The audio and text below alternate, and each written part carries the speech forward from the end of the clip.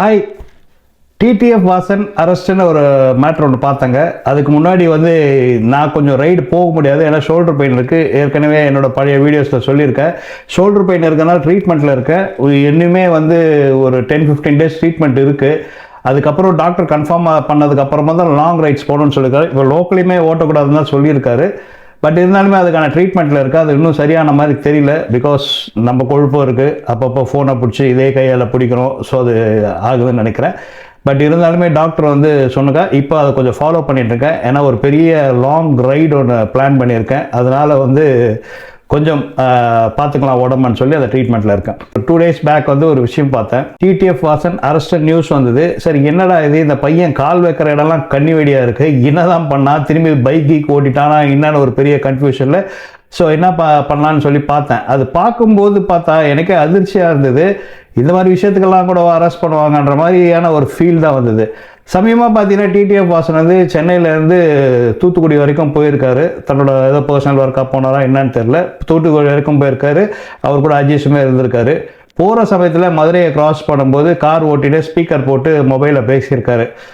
Speaker போட்டு தான் பேசியிருக்காரு. ஸோ அதுவுமே ஒரு அஃபென்ஸ் தான், அந்த மாதிரி பேசக்கூடாது. ஸோ இதுக்காக மதுரையிலேருந்து சென்னைக்கு அரெஸ்ட் பண்ண போகிற அளவுக்கு பெரிய அஃபென்ஸ் ஆகுதுன்னு பார்த்தா அப்படி இல்லை. நார்மலாக இவங்களை கூப்பிட்டுருந்தாலே இந்த பசங்களே போயிருப்பாங்க, கூப்பிட்டுருந்தாலே. ஸோ இருந்தாலுமே அவர் அங்கே அண்ணா நகர் போலீஸ் அவங்கள எடுத்துகிட்டு போயிருக்கா. பப்ளிக் யாராவது இது கொடுத்தாங்களான்னு பார்த்தீங்கன்னா, புகார் கொடுத்தாங்களான்னு பார்த்தீங்கன்னா பப்ளிக் யாருன்னு தெரில. யாரோ ஒரு போலீஸ்காரே கொடுத்துருக்காரு போல இருக்குது. அதை புகாரை கொடுத்து டிடிஎஃப் வாசனை இங்கேருந்து அழைச்சிட்டு போயிருக்காங்க அண்ணா நகர் போலீஸ். அங்கே போயிட்டு அவரை கோர்ட்டில் ஆஜர் பண்ணி ரிமாண்ட் பண்ணுன்ற மாதிரி பேசியிருக்காங்க. ஸோ உடனே ஆஸ் யூஷுவல் டிடிஎஃப் வாசனோட லாயர்ஸுக்குமே வந்திருக்காங்க. கோர்ட்டுமே ஆஜர் பண்ணணுன்னு சொல்லி இது பண்ணியிருக்காங்க. கோர்ட்டுக்கு கூப்பிட்டு போயிட்டு கோர்ட்டுக்குள்ளார என்ட்ராமோ டிடிஎஃப் வாசன் ரொம்பவே அவுட் ஆஃப் கண்ட்ரோல் போயிட்டு நிறையா சத்தம் போட்டார். ஸோ அவர் கேட்ட கேள்விலாம் தப்பு இல்லைன்னு தான். பட் இருந்தாலுமே அந்த அவுட் பஸ் தேவையில்லைன்னு தான் நினைக்கிறேன் கோர்ட்டில். பட் இருந்தாலுமே அவர் கேட்ட கேள்வி எதுவுமே தப்பு இல்லை. யாருக்காக இருந்தாலுமே ஒரு மனுஷனை துரத்தி பிடிச்சிட்டே இருந்தால் இந்த மாதிரி விஷயங்கள் தான் வரும்.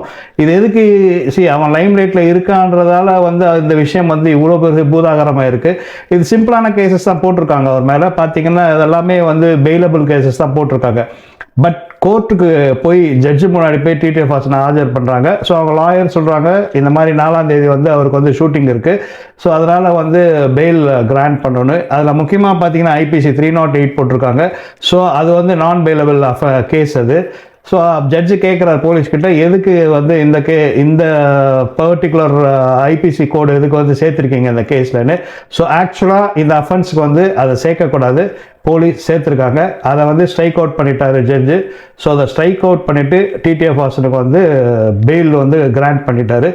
கிராண்ட் பண்ணும்போது அவர் ஒரு விஷயம் சொல்கிறாரு, இந்த மாதிரி நீ பண்ண இந்த விஷயத்தை ஒரு வீடியோவாக போட சொல்கிறாரு. ப்ளஸ் 10 நாள் அண்ணா நகர் போலீஸ் ஸ்டேஷனில் மார்னிங்கில் கையெழுத்து போடணும் அந்த மாதிரி ஒரு நிபந்தனைகளை ஜாமீன் கொடுத்துருக்காங்க. ஸோ டிடிஎஃப் வாசன் வெளியில் வந்துட்டார். இதுக்கப்புறம் பார்த்தீங்கன்னா டிடிஎஃப் வாசன் கரெக்டாக அதை ஃபாலோ பண்ணால் தான். ஏன்னா என்ன தெரிஞ்ச வரைக்குமே டிடிஎஃப் வாசனை ஃப்ரேம் பண்ண பயங்கரமாக சுற்றின்னு இருக்க மாதிரி தான் எனக்கு தெரியுது. இது யாருமே ஒரு சாதா பொதுஜனம் பார்த்தாலே அந்த பையனை ஃப்ரேம் பண்ண தான் ட்ரை பண்ணுறாங்கன்ற மாதிரி தான் இருக்குது.